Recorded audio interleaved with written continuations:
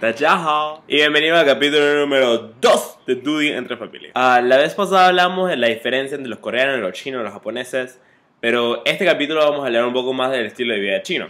Es importante notar que el estilo de vida chino cambió muchísimo desde 1966 a 1976, que fue cuando ocurrió la gran revolución cultural. Si no saben qué fue la revolución cultural, es la revolución que pasó en los años que dije por Mao Zedong, que fue el que trajo todo el comunismo a China. Que el objetivo de la revolución cultural era eliminar el capitalismo y eliminar la democracia. Y en estos años de la revolución cultural, China, en vez de avanzar, fue para atrás en todos los sentidos. Y entonces, por ejemplo, en la educación, varios no pudieron terminar la escuela, la universidad, etc. Bueno, digo, si terminaste la universidad, tú eres el huevo, eres la papa del tiempo. Okay, pero la mayoría, para no decir todos, los que no terminaron la escuela los mandaron para el campo. Y los que sí terminaron la escuela, de todas maneras los mandaron para el campo. Porque si saben la mentalidad comunista, que lo mío pasó en Camboya, tú te tenías que entrenar, o sea, tenías que educarte con los granjeros, porque entonces ellos pensaban que los granjeros tenían una forma de pensar más pura, no corrupta por las grandes compañías de los Estados Unidos, etc. Pero no solamente eso, sino que, por ejemplo, varios estudiantes que muy talentosos, muy listos, muy inteligentes, no pudieron desarrollar sus habilidades porque estaban atrapados en el campo. Entonces, eso fue un gran daño mental, psicológico, físico para ellos.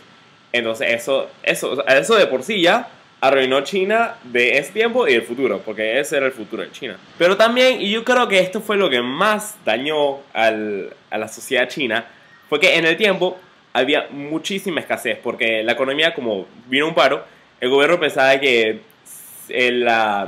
con la revolución iba a venir un gran incremento de la economía, pero eso obviamente no pasó.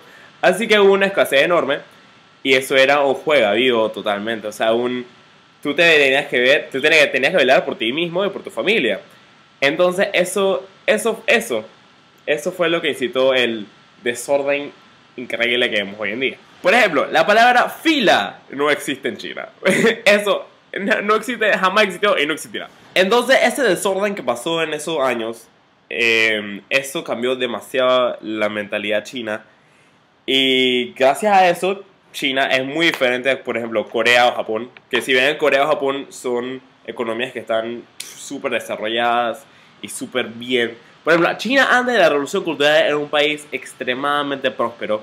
Y si hubiera seguido ese camino, hubiera sido lo que es Japón es hoy en día, pero grande. O sea, sería más o menos mucho más cercano a Estados Unidos de lo que es ahora.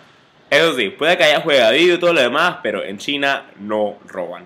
Es más, yo una vez me acuerdo, yo dejé mi celular en un restaurante y yo me fui al restaurante, se me quedó el celular en la mesa y yo estaba caminando y de repente yo escucho a un tipo que viene gritando detrás mío que ¡ey, que espérate, que te hice, y yo ¿qué? ¿Qué me está hablando? Mi celular, mira que lo tiene él, y vino y me lo trajo, o sea, vino corriendo detrás mío y vino y me lo trajo y me lo dio y yo chucha, ¿cuántas veces?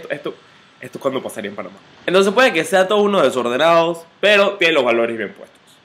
Aunque, en mi opinión, esta revolución cultural hizo que la sociedad china se volviera mucho más insensible con la vida humana. Porque, por ejemplo, en la revolución cultural, el control de la natalidad no existió. Además, encima de eso, el Mao Zedong, él le gustaba mucho las familias grandes. Así que él incentivaba a las familias grandes. Aunque hubiera escasez de comida, él quería familias grandes.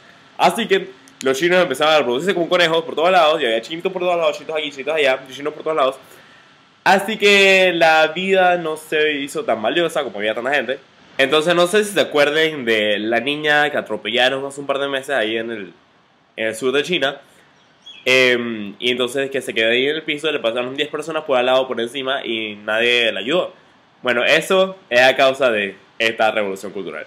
Pero también eso es porque, por ejemplo, en China, si tú ves a alguien muriéndose en la calle y tú vas y lo ayudas y lo ayudas a que se levante y llamas a la policía y más cosas, y resulta que el tipo se muere, sus familiares te pueden demandar a ti porque tú lo tocaste y quizás tú hiciste algo y quizás tú fuiste la razón de la muerte. Entonces, por tratar de ayudar, te pueden demandar. Y eso es la principal razón por la que nada ayuda a la niña. Y eso está muy mal. Pero otros efectos de la revolución cultural también fueron que destruyeron la cultura totalmente.